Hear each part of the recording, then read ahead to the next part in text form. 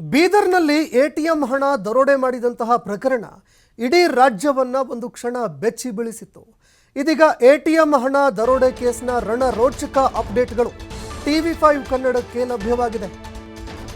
ಇಡೀ ರಾಜ್ಯವನ್ನ ಬೆಚ್ಚಿ ಬೀಳಿಸಿದ್ದಂತಹ ದರೋಡೆ ಪ್ರಕರಣಕ್ಕೆ ಸಂಬಂಧಪಟ್ಟಂತೆ ರಣರೋಚಕ ಅಪ್ಡೇಟ್ಗಳು TV5ಗೆ ಲಭ್ಯವಾಗಿದೆ. ಹಾಡ ಹಗಲೇ ಡಕಾಯಿತಿ ಮಾಡಿದವರು ಎಲ್ಲಿಂದ ಬಂದಿದ್ರು ಅನ್ನುವಂತಹ ಪ್ರಶ್ನೆ ಎಲ್ಲರನ್ನೂ ಕೂಡ ಕಾಡ್ತಾ ಇತ್ತು. ಎಲ್ಲಿಂದ ಬಂದ್ರು, ಹೇಗೆ ಬಂದ್ರು, ಯಾವ ರೀತಿಯಾಗಿ ದರೋಡೆ ಮಾಡಿ ಅಲ್ಲಿಂದ ಪರಾರಿಯಾದ್ರು, ಈ ಪ್ರಶ್ನೆ ಎಲ್ಲರನ್ನೂ ಕೂಡ ಕಾಡ್ತಾ ಇತ್ತು. ಬೈಕ್ನಲ್ಲೇ 1000 ಕಿಲೋಮೀಟರ್ ದರೋಡೆಕೋರರು ಪ್ರಯಾಣ ಮಾಡಿದ್ದಾರೆ. ಇದೀಗ ಈ ಒಂದು ದರೋಡೆಯ ಥ್ರಿಲ್ಲಿಂಗ್ ಸತ್ಯ ಬಯಲಾಗ್ತಾ ಇದೆ.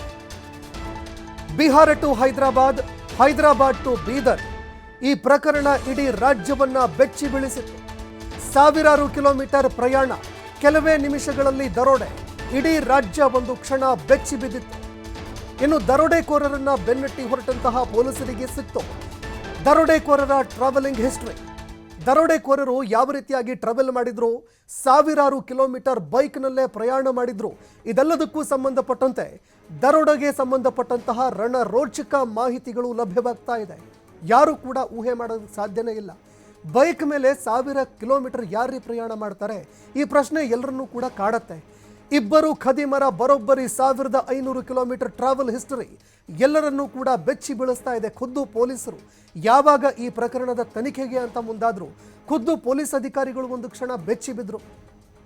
ದರೋಡೆ ನಡೆದು 12 ದಿನಗಳಾದರೂ ಕೂಡ ಕಳ್ಳರು ಎಲ್ಲಿ ಹೋದ್ರು, ಏನಾದ್ರು, ಎಲ್ಲಿದ್ದಾರೆ, ಈ ಯಾವ ಪ್ರಶ್ನೆಗಳಿಗೂ ಕೂಡ ಉತ್ತರ ಸಿಕ್ಕಿಲ್ಲ. ಹಂತಕರಿಗಾಗಿ ಹಗಲು ರಾತ್ರಿ ಹೈದರಾಬಾದ್ನ ಪೊಲೀಸರು, ಬೀದರ್ನ ಪೊಲೀಸರು ಇದೀಗ ಹಂಟಿಂಗ್ ನಡೆಸ್ತಾ ಇದ್ದಾರೆ. ಇವರನ್ನ ಕೆಡ್ಡಾಕೆ ಕೆಡಬೋದಕ್ಕೆ ಅಂತ ನಿರಂತರವಾಗಿ ಈಗ ಕಾರ್ಯಾಚರಣೆ ನಡೆಸ್ತಾ ಇದ್ದಾರೆ. ಇನ್ನು ಈ ದರೋಡೆಕೋರರ ಒಂದು ಟ್ರಾವೆಲಿಂಗ್ ಹಿಸ್ಟ್ರಿ ಇದೆಯಲ್ಲ, ಇದು ಒಂದು ಕ್ಷಣ ಪೊಲೀಸರನ್ನೇ ಬೆಚ್ಚಿ ಬೀಳಿಸ್ತಾ ಇದೆ. ಅಷ್ಟೊಂದು ಡೆಡಿಕೇಟೆಡ್ ಆಗಿ 1500 ಕಿಲೋಮೀಟರ್ವರೆಗೆ, 500 ಕಿಲೋಮೀಟರ್ವರೆಗೆ ಇವರು ಬೈಕ್ನಲ್ಲೇ ಪ್ರಯಾಣ ಮಾಡಿದ್ದಾರೆ. ಇದನ್ನ ನೋಡಿದಂತಹ ಪೊಲೀಸರು ಒಂದು ಕ್ಷಣ ಬೆಚ್ಚಿ ಬಿದ್ದಿದ್ದಾರೆ. ಅದೇ ರೀತಿಯಾಗಿ ಈ ಬೈಕ್ನ ಇಂಚಿಂಚು ಮಾಹಿತಿಗಳನ್ನು ಕಲೆ ಹಾಕೋದಕ್ಕೆ ಅಂತ ಪೊಲೀಸರು ಮುಂದಾಗ್ತಾ ಇದ್ದಾರೆ. ಇನ್ನು ಈ ಡಕಾಯಿತರ ಟ್ರಾವೆಲ್ ಹಿಸ್ಟ್ರಿ ಯಾವ ರೀತಿಯಾಗಿ ಇತ್ತು ಅಂತ ನೋಡೋದಾದ್ರೆ, ಬಿಹಾರದಿಂದ ಹೈದರಾಬಾದ್ ಮೂಲಕ ಇವರು ಬೀದರ್ಗೆ ಎಂಟ್ರಿ ಕೊಟ್ಟಿದ್ದಾರೆ. ಬಿಹಾರದಿಂದ ಹೈದರಾಬಾದ್ ಮೂಲಕವಾಗಿ ಇವರು ಬೀದರ್ಗೆ ಎಂಟ್ರಿ ಕೊಟ್ಟಿದ್ದಾರೆ. ಬಿಹಾರದ ಹಾಜಿಪುರ್ನಿಂದ ಬೈಕ್ ಮೇಲೆ ಈ ಒಂದು ದರೋಡೆಕೋರರು ಬಂದಿದ್ರ ಅನ್ನುವಂತಹ ಅನುಮಾನ ಈಗ ಪೊಲೀಸ್ ಅಧಿಕಾರಿಗಳಿಗೂ ಕೂಡ ಕಾಡ್ತಾ ಇದೆ. ಇನ್ನು ದೃಶ್ಯಾವಳಿಯಲ್ಲಿ ನೀವು ನೋಡ್ತಾ ಇದ್ರಿ, ಒಂದೊಂದು CCTV ಫೂಟೇಜ್ಗಳನ್ನು ತಡೆಕಾಡೋದಕ್ಕೆ ಅಂತ ಪೊಲೀಸರು ಮುಂದಾಗ್ತಾ ಇದ್ದಾರೆ. ಯಾವ ರಸ್ತೆಗಳಲ್ಲಿ ಪ್ರಯಾಣ ಮಾಡಿದ್ರು, ಹೇಗೆ ಪ್ರಯಾಣ ಮಾಡಿದ್ರು, ದರೋಡೆ ಮಾಡಿದಂತಹ ಹಣದ ಜೊತೆಗೆ ಇವರು 1500 ಕಿಲೋಮೀಟರ್ವರೆಗೆ ಪ್ರಯಾಣ ಮಾಡಿದ್ದಾರೆ ಅನ್ನೋ ಮಾಹಿತಿಗಳು ಒಂದು ಕ್ಷಣ ಪೊಲೀಸರನ್ನೇ ಬೆಚ್ಚಿ ಬೀಳಿಸ್ತಾ ಇದೆ, ತನಿಖಾಧಿಕಾರಿಗಳನ್ನು ಬೆಚ್ಚಿ ಬೀಳಿಸ್ತಾ ಇದೆ. ಇನ್ನು ಇವರು ದರೋಡೆ ಮಾಡೋದಕ್ಕೆ ಅಂತ ಬಂದಿದ್ದು ಬಿಹಾರದ ಹಾಜಿಪುರ್ನಿಂದ ಬೈಕ್ ಮೇಲೆ ಬಂದಿದ್ರ ಅನ್ನುವಂತಹ ಒಂದು ಅನುಮಾನ ಪೊಲೀಸರನ್ನ ಕಾಡ್ತಾ ಇದೆ.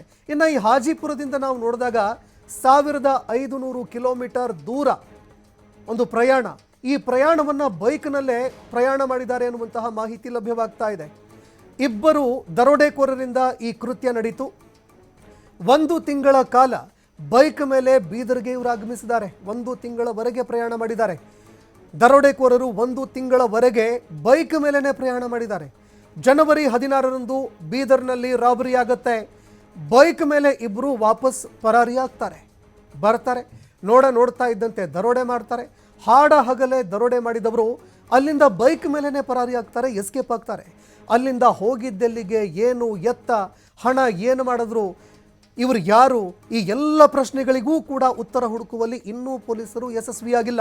ಆದರೆ ಟ್ರಾವೆಲ್ ಹಿಸ್ಟ್ರಿ ಇದೆಯಲ್ಲ, ಈ ಟ್ರಾವೆಲ್ ಹಿಸ್ಟ್ರಿ ಪೊಲೀಸ್ ಅಧಿಕಾರಿಗಳನ್ನು ಒಂದು ಕ್ಷಣ ಬೆಚ್ಚಿ ಬೀಳಿಸ್ತಾ ಇದೆ. ಇನ್ನು ಹೈದರಾಬಾದ್ಗೆ ಹೋಗಿ ಮಹಾತ್ಮ ಗಾಂಧಿ ಬಸ್ ಸ್ಟ್ಯಾಂಡ್ನಲ್ಲಿ ಬೈಕನ್ನು ಪಾರ್ಕಿಂಗ್ ಮಾಡಿದ್ದಾರೆ.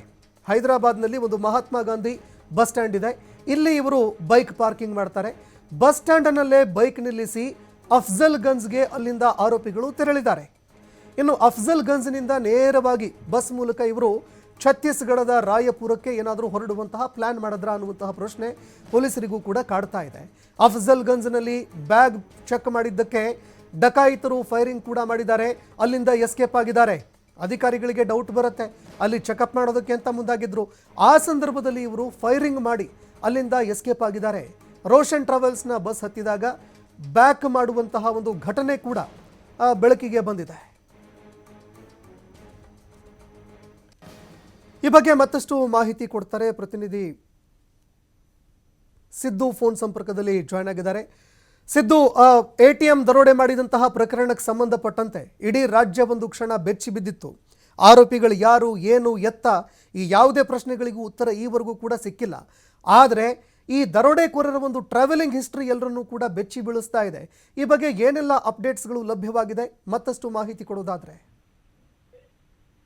ಖಂಡಿತವಾಗ್ಲೂ ಸಂತೋಷ್, ಬೀದರ್ನಲ್ಲಿ ATM ದರೋಡೆ ಏನ್ ನಡೀತು, ದರೋಡೆ ನಡೆದ ಆದ ಮೇಲೆ ಈ ಇಂದಿಗೆ 12 ದಿನಗಳಾಗಿದೆ. ನಿರಂತರವಾಗಿ ಪೊಲೀಸರು ಕೂಡ ಅವರ ಬೆನ್ನು ಬಿದ್ದು ಅವರನ್ನ ಹಿಡಿಬೇಕು, ಕರ್ನಾಟಕ ತಂದೆ ತರಬೇಕು ಅಂತ ಸತತ ಪ್ರಯತ್ನ ಮಾಡ್ತಾ ಇದ್ದಾರೆ ಅಂತ ಹೇಳ್ಬೋದು. 1500 ಕಿಲೋಮೀಟರ್ ಬೈಕ್ ಮೇಲೆ ಬಂದಿರುವಂತವರು ಬಿಹಾರ ರಾಜ್ಯದಿಂದ ಅಂತ ಬಂದಿದೆ. ಹೈದರಾಬಾದ್ ಮೂಲಕ ಬಂದು ಬೀದರ್ಗೆ ಆಗಮಿಸಿ ಯಾವ ರೀತಿಯಾಗಿ ಕಳ್ಳತನ ಮಾಡಬೇಕು, ಯಾವ ರೀತಿಯಾಗಿ ದರೋಡೆ ಮಾಡ್ಬೇಕಂತ ಹೇಳಿ ಸುಮಾರು 1 ತಿಂಗಳ ಕಾಲ ಇಲ್ಲಿ ಬೈಕ್ ಮೇಲೆ ಓಡಾಟವನ್ನ ಮಾಡ್ತಾ ದರೋಡೆಕೋರರು ಅದನ್ನ ಸ್ಕೆಚ್ ಅನ್ನ ಕೂಡ ಹಾಕಿದ್ರು. ಜನವರಿ 16ರಂದು ಬೀದರ್ನ ರಾಬರಿ ಕೂಡ ಮಾಡ್ಲಾಗತ್ತೆ. ರಾಬರಿ ಆದ ಬಳಿಕ ಹೈದರಾಬಾದ್ಗೆ ಬೈಕ್ ಮೇಲೆ ತೆರಳಿದ್ದಾರೆ ಅನ್ನುವಂಥದ್ದು ಕೂಡ CCTVಗಳಲ್ಲಿ ಲಭ್ಯವಾಗಿದೆ. ಹೈದರಾಬಾದ್ನ ಮಹಾತ್ಮ ಗಾಂಧಿ ಬಸ್ ನಿಲ್ದಾಣಕ್ಕೆ ಹೋಗ್ತಾರೆ. ಅಲ್ಲಿ ಹೋಗಿ ಬೈಕ್ ಅನ್ನ ಇಟ್ಟು ಮತ್ತೆ ಅಲ್ಲಿಂದ ಎಸ್ಕೇಪ್ ಆಗ್ಲಿಕ್ಕೆ ಕೂಡ ಹೋಗ್ತಾರೆ. ಅಲ್ಲಿ ಕೆಲವೊಂದಿಷ್ಟು CCTV ಕೂಡ ಲಭ್ಯವಾಗಿದೆ. ಅದಾದ ಮೇಲೆ ಬಸ್ ನಿಲ್ದಾಣದಲ್ಲಿ ಬಂದು ಅಲ್ಲಿಂದ ಅಫ್ಜಲ್ ಗಂಜ್ಗೆ ತೆರಳಬೇಕಂತ ಹೇಳಿ ಆರೋಪಿಗಳು ಒಂದು ಪ್ಲಾನ್ ಅನ್ನ ಮಾಡ್ತಾರೆ. ಅಫ್ಜಲ್ ಗಂಜಿಂದ ನೇರವಾಗಿ ಬಸ್ ಮೂಲಕ ಛತ್ತೀಸ್ಗಢದ ರಾಯ್ಪುರಕ್ಕೆ ಏನ್ ಬರ್ತಾರೆ, ಅಲ್ಲಿ ತೆರಳುತ್ತಾರೆ. ಅಲ್ಲಿ ಕೂಡ ಸಾಕಷ್ಟು ಅವರು ಕುರುಹುಗಳು ಕೂಡ ಸಿಕ್ಕಿರುವಂತದ್ದು. ಅದಾದ ಮೇಲೆ ಮತ್ತೆ ಅಫ್ಜಲ್ ಗಂಜಿನ ರೋಷನ್ ಟ್ರಾವೆಲ್ ಏನಿರುತ್ತೆ ಅಲ್ಲಿ ಬ್ಯಾಕ್ ಚೆಕ್ ಅನ್ನ ಪೊಲೀಸರು ಕೂಡ ಮಾಡ್ತಾರೆ. ಚೆಕ್ ಮಾಡ್ತಾ ಇದ್ದ ಹಾಗೆ ಅಲ್ಲಿ ಏನು ಅವ್ರ ಆರೋಪಿಗಳು ಇರ್ತಾರೆ, ಅಲ್ಲಿಂದ ಫೈರಿಂಗ್ ಮಾಡಿ ಪರಾರಿ ಆಗಿರುವಂತದ್ದು ಕೂಡ ಕಂಡುಬಂದಿದೆ. ತದನಂತರ ಅಫ್ಜಲ್ ಗಂಜಿಂದ ತಿರುಮಲಗಿರಿಗೆ ಹೋಗ್ಲಿಕ್ಕೆ ಅಲ್ಲಿಂದ 14 ಕಿಲೋಮೀಟರ್ ಆಗುತ್ತೆ. 14 ಕಿಲೋಮೀಟರ್ಗಳಿಂದ ಒಂದಿಷ್ಟು ಪ್ಲಾನ್ ಅನ್ನ ಮಾಡಿ ಆಟೋ ರಿಕ್ಷಾಗಳ ಮೂಲಕ ಅಲ್ಲಿಂದ ಶಮರ್ಪೇಟೆಗೆ ತೆರಳುತ್ತಾರೆ. ಅಲ್ಲಿಂದ 14ರಿಂದ 17 ಕಿಲೋಮೀಟರ್ ವರೆಗೂ ನಿರಂತರ ಪೊಲೀಸರ ಕಣ್ಣಿಗೆ ಕಾಣದ ರೀತಿಯಲ್ಲಿ ನಿರಂತರ ಓಡಾಟವನ್ನು ಕೂಡ ಮಾಡ್ಲಿಕ್ಕೆ ಮುಂದಾಗ್ತಾರೆ. ಶಮರ್ಪೇಟ್ನಿಂದ ಗಜ್ವಲ್ಗೆ ಹೋಗ್ಲಿಕ್ಕೆ ಆಟೋದಲ್ಲಿ ಹೋದಂತ ಸಂದರ್ಭದಲ್ಲಿ ಅಲ್ಲಿ ಕೂಡ ಕೆಲವೊಂದಿಷ್ಟು ಅವರು ಕುರುಗಳು ಸಿಕ್ಕಿದೆ. ಅಲ್ಲಿ CCTV ವಿಜುವಲ್ಗಳನ್ನ ಕೂಡ ಪೊಲೀಸರು ಸೆರೆ ಹಿಡಿದಿರುವಂತದ್ದು. ಅದಾದ್ಮೇಲೆ ಗಜ್ವಲ್ ನಿಂದ ಆದಿಲ್ವಾದ್ ವರೆಗೂ ಕೂಡ ಲಾರಿಯಲ್ಲಿ ಪ್ರಯಾಣ ಮಾಡ್ತಾರೆ. ಇದೊಂದು ಸಿನಿ ರೀತಿಯಲ್ಲಿ ಅವರು ಎಲ್ಲವೂ ಪ್ಲಾನ್ ಅನ್ನ ಮಾಡ್ಕೊಂಡು ತೆರಳಿರುವಂತದ್ದು. ನಿರಂತರವಾಗಿ ಅವರು ಎಲ್ಲೂ ಕೂಡ ಒಂದು ಸ್ಥಳದಲ್ಲಿ ನಿಲ್ಲದೆ ನಿರಂತರ ಪ್ರಯಾಣವನ್ನ ಮಾಡ್ತಾನೆ ಇದ್ದಾರೆ. 250 ಕಿಲೋಮೀಟರ್ ವರೆಗೂ ಕೂಡ ಪ್ರಯಾಣ ಬೆಳೆಸಿದ್ದಾರೆ. ಆದಿಲ್ಬಾದ್ ನಿಂದ ಉತ್ತರ ಭಾರತದವರೆಗೂ ಅವರು ತೆರಳಿರುವ ಅನ್ನುವಂತ ಸಂಖ್ಯೆ ಕೂಡ ಈಗ ಲಭ್ಯವಾಗ್ತದೆ. ನಿರಂತರವಾಗಿ ಏನ್ 12 ಜನ ಆಯ್ತೋ, 12 ಜನ ಆದ್ರೂ ಕೂಡ ಪೊಲೀಸರು ಕಣ್ಣಿಗೆ ಸಿಗದೆ ಚಳಿಯನ್ನು ತಿನ್ನಿಸ್ಲಿಕ್ಕೆ ಕದಿಮರು ಓಡಾಡ್ತಾ ಇದ್ದಾನೆ ಅನ್ನೋದು ಕೂಡ ಇದೆ. 12 ದಿನಗಳು ಕಳೆದಿದೆ. ಈಗಾಗಲೇ ಪೊಲೀಸರು ಕೂಡ ಅವರ ಪತ್ತೆಗೆ ಮುಂದಾಗ್ತಾ ಇದ್ದಾರೆ ಅಂತ ಹೇಳ್ಬೋದು ಸಂತೋಷ್. ಧನ್ಯವಾದಗಳು ಸಿದ್ದು ನಿಮ್ಮೆಲ್ಲ ಮಾಹಿತಿಗೆ.